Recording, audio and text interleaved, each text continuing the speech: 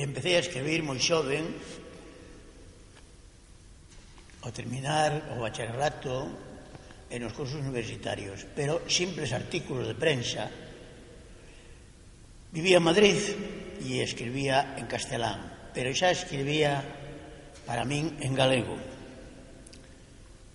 A miña volta a Galiza, no ano 1973, toda a miña actividade de profesor, de conferenciante e de escritor se desenvolve na lingua galega.